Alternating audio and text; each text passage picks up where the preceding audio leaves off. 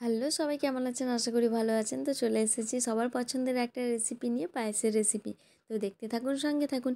এরকমভাবে যদি একবার পায়েস বানিয়ে খান না, আঙুল চেটে খাবেন, কথা দিলাম। তো এখানে আমি নিয়ে নিয়েছি গোবিন্দভোগ চাল ১২৫ গ্রামের মতন। তো এটাকে ধুয়ে আমি রেখেছিলাম আধা ঘন্টা মতন। তো এখানে আমি ঘি আর তেজপাতা দিয়ে মাখিয়ে রেখে দিলাম। তো একবারই ধুয়েছি, বেশি ধুইনি, নাহলে গন্ধটা চলে যাবে। তো এখানে আমি নিয়ে নিয়েছিলাম ১ কেজি মতন দুধ, আর দুধটা এখানে ফুটতে দিয়েছি। যখন দুধের ঘনত্বটা অনেকটাই বেশি হয়ে আসবে, তখন এইখানে ঘি মাখানো চালটা দিয়ে দিতে হবে।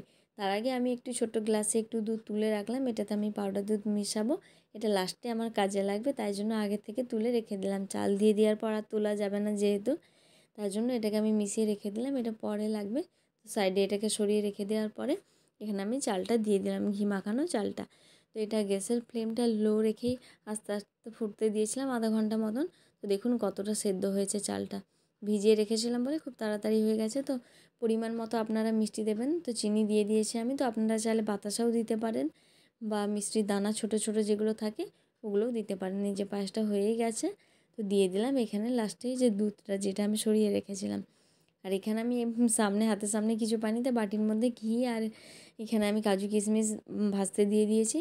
তো গ্যাসটা একেবারে বন্ধ করে দেওয়ার পর আমি এগুলো দিচ্ছি, কারণ কিশমিশে একটু টকটক ভাবে যদি কেটে যায়, তাই জন্য লাস্টে একেবারে দিলাম। তো একবারে আমি এটাকে গাঢ় করে নিইনি, একটু ঝোল রেখেছি, কারণ এটা এখনও বসে যাবে। তাই জন্য একটু রেখেছি, এই যে পাতলা করে রেখেছি পায়েসটা, তো এটা বসে যাবে ঠিক। যে দেখুন কত সুন্দর হয়েছে, আমি ভাবতে পারিনি এত সুন্দর হবে বলে। শুভ কাজে যেরকম ধরুন অন্নপ্রাশন, জন্মদিন, এগুলোই কিন্তু পায়েস ছাড়া অসম্পূর্ণই থেকে যায়, তাই না বলুন? তো আমার দিদির আবদার যে তার জন্মদিনে তাকে এরকম পায়েস বানিয়ে খাওয়াতে হবে। দেখুন কত সুন্দর হয়েছে পায়েস, দেখে আমারই এখন লোভ লাগছে। কাজের চাপে সেদিন খেতে পারিনি।